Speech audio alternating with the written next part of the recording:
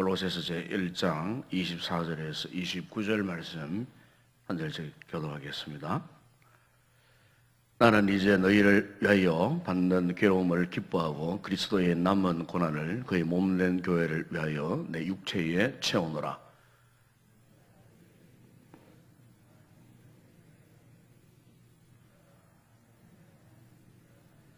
이 비밀은 만세와 만대로부터 감추었던 것인데 이제는 그의 성도들에게 나타났고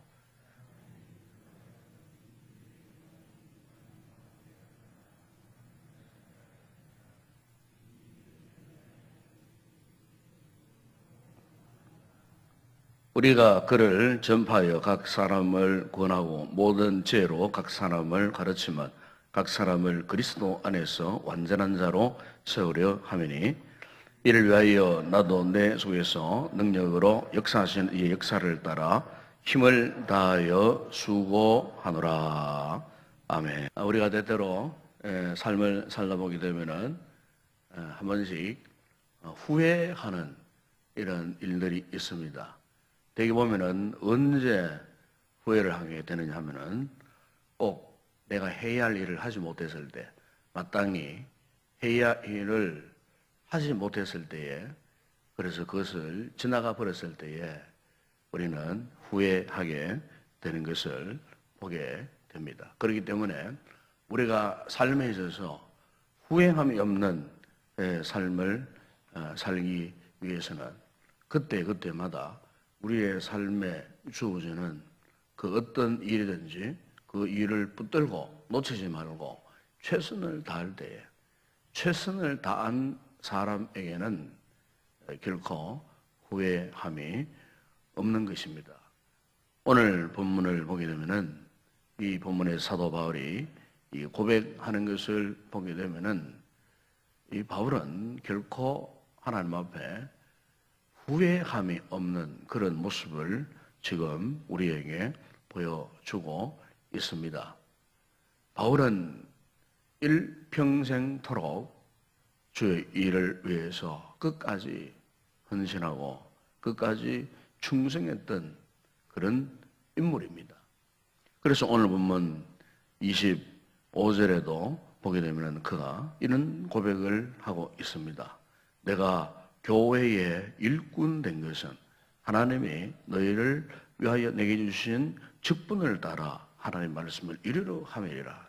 여기 보게 되면은 바울은 분명한 확신이 있었습니다. 그것은 바로 자신이 교회의 일꾼이라고 하는 이 사실에 대한 분명한 확신을 갖고 있었습니다. 이 일꾼이 되었다는 이 확신과 함께 하나님께서 그에게 귀한 직분을 맡겨주셨다. 무엇 때문에 자신에게 이 교회 일꾼으로 하나님께서 불러주시고 그에게 이 귀한 이 직분을 주셨는가? 그것은 하나님의 말씀을 이루려 함이라. 하나님의 말씀을 이룬다고 하는 말은 하나님의 이 거룩한 뜻, 하나님의 이 거룩한 이 계획을 이루기 위해서 참으로 부족한 자신을 불러주셔서 하나님이 나를 이처럼 교회의 일꾼으로 나를 세워주셨다라고 하는 이 분명한 확신을 갖고 그는 일평생토록 주님과 동행하면서 이 복음의 사명을 감당을 했다는 겁니다. 그러나 사실 우리가 바울이 이런 이 교회의 일꾼 되기 이전에는 우리가 사도행전 그 9장 그부터 읽어보게 되면은 그 이전에 읽어보게 되면은 바울은 사실 이 교회를 잔해하는 교회를 비판하던 그런 인물이었습니다. 교회를 무섭도록 박해하고 예수 믿는 그리스도인들을 잡아다가 옥에 가두는 이런 일에 그가 최선봉에 섰던, 그래서 오히려 그는 그 일이 하나님을 향한 열심이었다고 착각할 정도로 그는 무자비한 그런 인생이었던 것을 우리가 사도행전에서 그의 과거의 모습을 볼 수가 있습니다. 그런 그 모습을 가진 사람이 그 언제 변화되었습니까? 바로 그것은 사도행전 9장에 보게 되면 그가 다메섹 도상에서 예수 그리스도를 만난 겁니다. 그를 비판했던 예수 그리스도, 그 예수 그리스도를 그가 인격적으로 만난 그 사건을 통해서 그의 인생이 180도로 완전히 바뀌어지게 된 것입니다. 그리고 이 놀라운 사실을 그가 빌립보서 3장 21절에서는 이렇게 고백을 했습니다. 내가 이미 얻었담도 아니요 온전히 이루었담도 아니라 오직 내가 그리스도 예수께 잡힌 바 된 그것을 잡으려고 달려간다고. 사도 바울은 바로 그 사건을 통해서 그때부터 예수 그리스도께 철저하게 잡혔다 그 말입니다. 철저하게 포로된, 이제는 피할 수 없는 예수 그리스도의 종으로서, 예수 그리스도의 노예로서 그는 지금까지 영광스럽게 하나님의 도구로서 그렇게 쓰임 받고 있다라고 하는 이 놀라운 사실을 오늘 보면 이 골로새서에서 그렇게 자신의 모습을 자랑하면서 고백하는 이와 같은 모습을 우리가 여기에서 볼 수가 있어요. 자, 여러분, 오늘 우리가 하나님이 기뻐하시는 교회가 요구하는 참된 일꾼이 어떤 모습을 가져야 하는가에 대해서 말씀을 하고 있지 않습니까? 바로 25절에서 사도 바울은 내가 교회의 일꾼이 되었다 그랬습니다. 일꾼. 원래 여기 이제 교회에 이 일꾼이 되었다 하는 말은 헬라 말에 디아코노스라고 하는 그런 단어입니다. 여기 이제 이 일꾼, 이미 우리가 주일 오후에 이 청지기 수면을 하고 있습니다만은 사실 이제 지난 주일날에도 강의를 했습니다만은 바로 이게 디아코노스라고 하는 것은 이렇게 이 청지기 역할을 하는 관리자 역할을 하는 그런 사람을 말할 때 그 당시에 이 디아코노스라고 하는 이 단어를 썼습니다.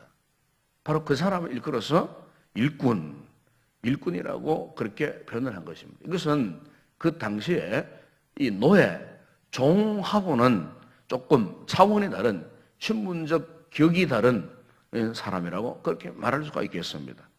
바로 이 사도 바울은 바로 자신을 일컬어서 골로새 교회의 성도를 향해서 나는 교회의 일꾼이 되었다. 그렇게 말씀을 하면서 23절에 보게 되면은 거기에는 또 이렇게 말씀합니다. 만일 너희가 믿음에 거하고 특위에 굳게 있어서 너희 들은 바 복음의 소망에서 흔들리지 아니하면 그리하리라. 이 복음은 천하 만민에게 전파된 바요나 바울은 복음의 일꾼이 되었다. 여기서는 뭐라고 표현하냐면은 자신은 복음의 일꾼이 되었다는 겁니다. 여러분, 교회가 세우는 모든 일꾼은 사실 알고 보게 되면은 뭐 다른 일꾼이 아니에요. 복음의 일꾼이에요. 복음의 일꾼. 복음을 전하는 일꾼이에요. 우리가 왜 존재하느냐? 우리의 존재 가치의 의미가 뭐냐? 복음 때문이에요. 교회가 왜 존재합니까? 교회 여러 이 일꾼들을 왜 세웁니까? 세우는 목적이 분명합니다. 바로 그것은 복음 때문입니다. 복음 때문에. 교회가 요청하는 일꾼은 다른 일꾼이 아니에요. 과연 복음을 위해서 충성할 수 있느냐?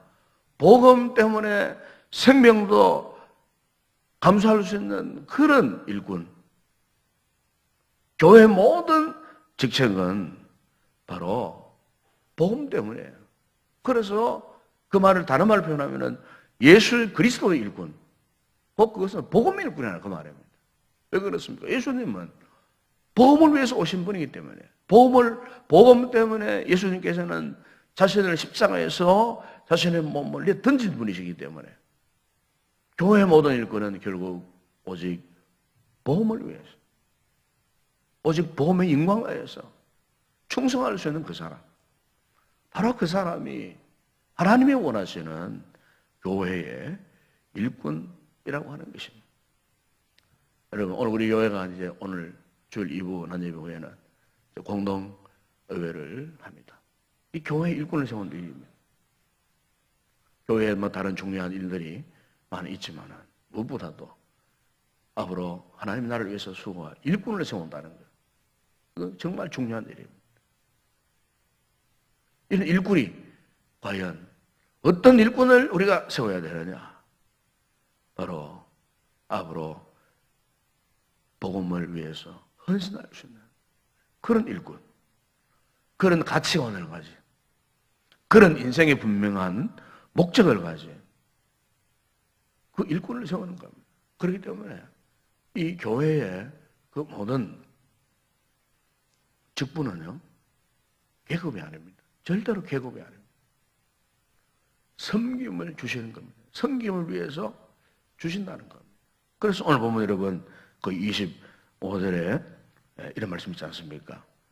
하나님이 너희를 위하여 내게 주신 직분을 따라 하나님의 말씀을 이루려 하면, 여기에 이 직분의 또 개념은요, 이 다른 말로 표현하면은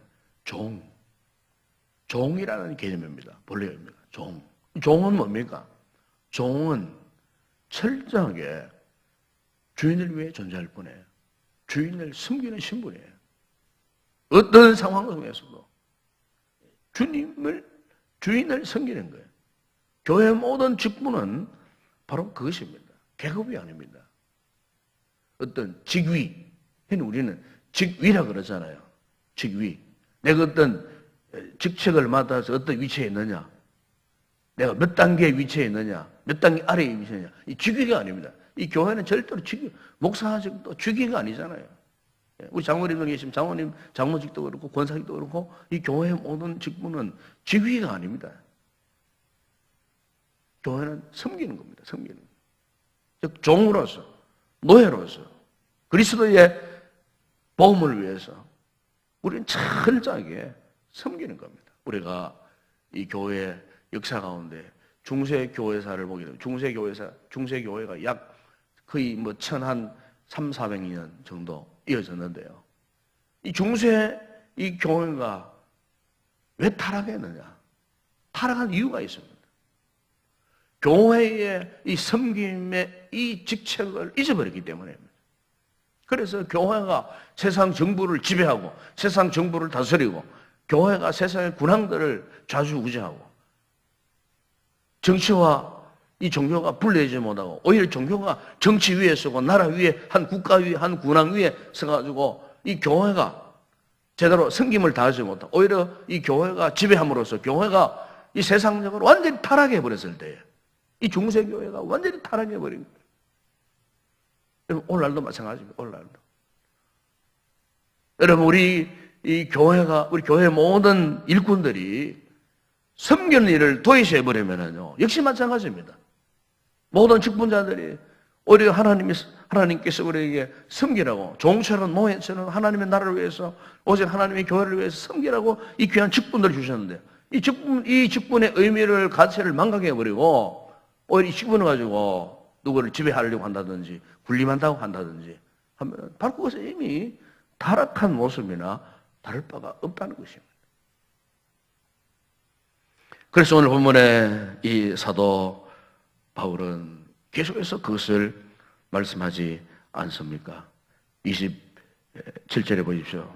하나님이 그들로 하여금 이 비밀의 영광이 이방인 가운데 얼마나 풍성한지를 알게 하라 했습니다. 이 비밀은 너희 안에 계신 뭐라고 말씀합니까? 그리스도시라고 그렇게 말씀하지 않습니까? 그 그리스도가 영광의 소망, 이 놀라운 이 직분을 그리고 이 일들을 위해서 누구에게 주셨다 했습니까? 26절에 보면은 그의 성도들에게 나타났다 그래서 그의 성도들, 예수로 말미암아 구원받은 모든 그리스도인들, 그 성도들에게 이렇게 이 교회를 향한 주님의 영광, 이 목적을 성도들에게 나타내셨다고 그렇게 말씀하지 않습니까? 여러분 그렇습니다.